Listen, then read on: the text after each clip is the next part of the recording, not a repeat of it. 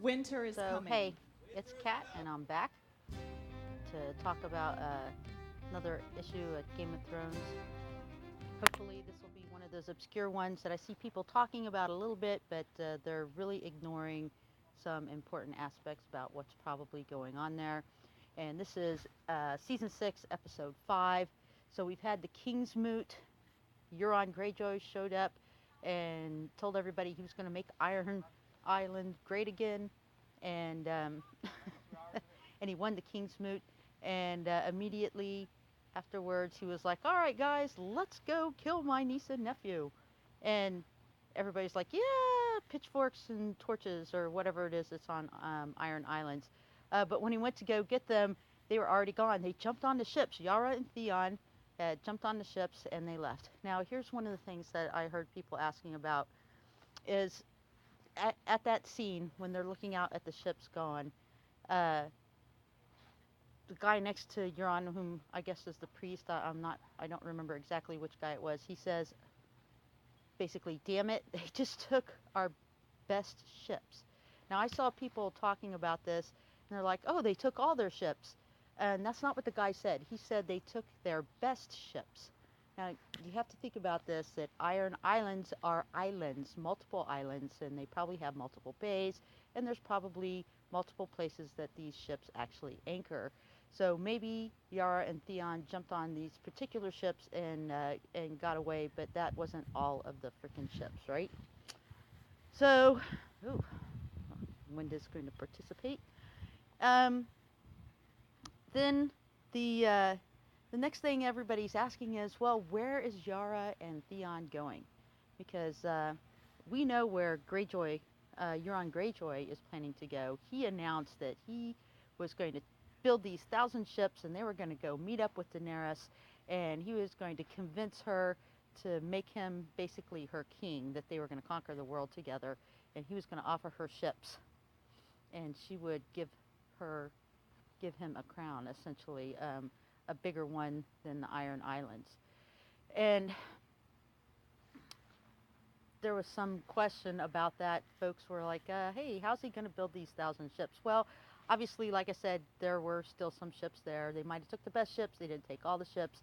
And they're like, "Hey, they're on islands. Where's the wood coming from?" I'm sure there's some on the multiple islands, but I imagine since they're a bunch of thieves and reavers, that they're just going to sell their asses over to the to the mainland and rip off whatever wood that they want, right? Because that's what they do. They're not going to buy it. They're going to steal it. Okay, so you get that theory going on, but still, Yara and Theon ran off. Where did they go to? And here is my theory about where Yara and Theon are going to first. They are going to the faraway islands, or the islands of the sunset, that are out there that are nominally Ironborn islands, but they've kind of been independently ruling themselves a bit because they're so far away out in the west towards the furthest reaches, and after that there be dragons or something of that nature. Um, so I'm guessing that's where Yara and Theon are going to go. So where they might find some support to come back and take the power of the Iron Islands. But there's another thought that crossed my mind about those islands that are so far out there, because when you hear the history, and you could go to Civilization X and find this history about these islands, uh, these islands that are in the furthest west reaches on the edge of the known sea or whatever, have reported the trips that they've been taking, and they're talking, about places that are out there that nobody's been to, that they've seen, that have like these great resources, and there's gold and there's wood and there's trees and um, fantastical resources. And you know what that sounds a lot like, especially because the period that this is supposed to be taking place, Westeros, as a adjutant to our real history of the West, and that sounds like the American continent, doesn't it? So these guys are talking about, have been telling stories, basically about these fantastical places. So what I think is going to happen is Yara and Theon will go to the islands to the far west. They will try to get some support, maybe to take back the um, Iron Islands. I'm not sure they're going to be successful. And I think that the road open to them, there's only a couple roads open to them now as dispossessed uh, kindred of the king, um, because they can never go back. They can never go back. Euron Greyjoy announced right at the King's Moot that he killed the last king. Yay! Everybody's yay! Um, so obviously he has no problem about slaying any other contenders for the throne in order to keep his own power. Uh, so these guys can never go back. Where else could they go? Well, they're hated every place else. Yeah, they're hated every place else. The Ironborn have been raiding up and down the Westeros for hundreds, if not thousands of years. Theon, that nutball, took Winterfell and is now alleged to have killed Bran and Rickon. So if Bran and Rickon never come back, the story that's going to be told in Westeros for centuries to come is how Theon slayed these two little boys. Okay, so I guess there better be some hope that, you know, one of them frickin' survives or people know where they are. Um, or Theon will never be able to come back. He'll always be a wanted man, and the minute they find him, he'll just be like a pirate that gets hung from the yardarm.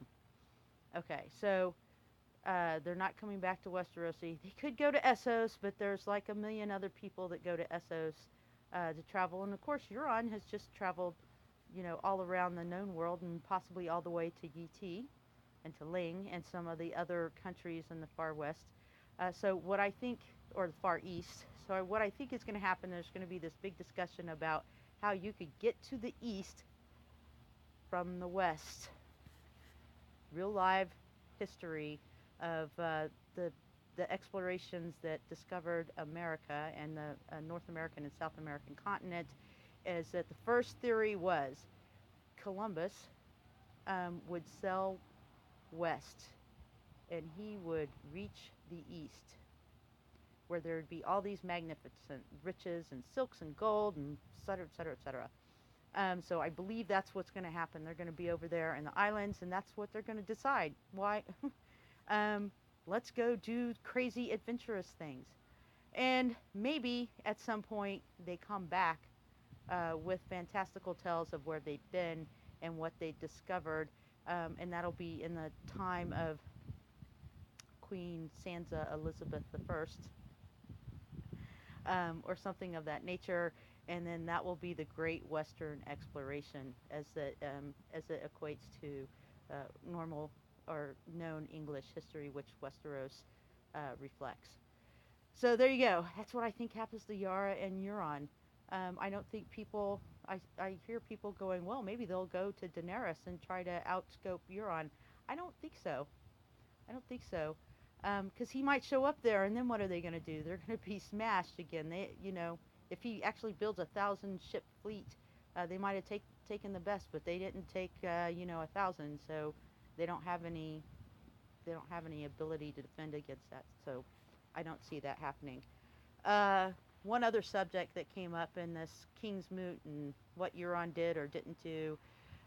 He's standing there bragging about what he just did and how he's going to get Daenerys to marry him and his 1,000 ships. Let's build them. And everybody's like, hey, doesn't he have the horn Jorman or whatever that is, the horn that's supposed to control the dragons? And how come we don't see that? Or how come he didn't just announce that while he was announcing everything else? And I'm going to say this. Why? So he just announced that he killed the king.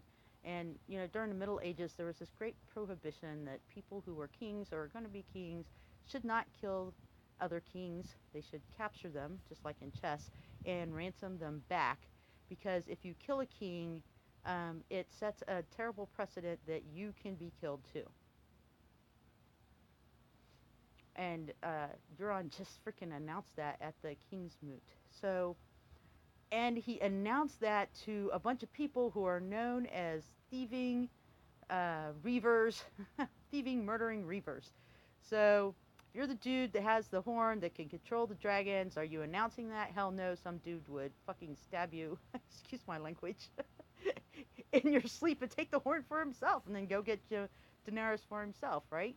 At this point, it's all about the ships, and yeah, that might still end up bad for Euron too at some point, but less so because it's all about command. That is all about command, not about a physical possession. So that is why he does not announce that he has Dorman. And that doesn't mean he doesn't have it. It just means that he would not announce it. And at this point, and that's a book spoiler, I guess I should announce that first. At this point, we don't actually know if this horn actually works or if it's just something he picked up in the bazaar, you know, uh, down in a shy. You know, that some peddler said, buy this for 10 gold denaries and it will call the dragons. You know, and you can get the second one for half price off. There you go. So there's Euron. That's what I think is going to happen to Yara and Theon. They're going to be the great Western explorers. And whether you liken them to Columbus or maybe Leaf, the whatever he was, and Eric the Red, who went to Iceland or founded Newfoundland, whatever, that's what's going to happen. Thank you. Have a great evening.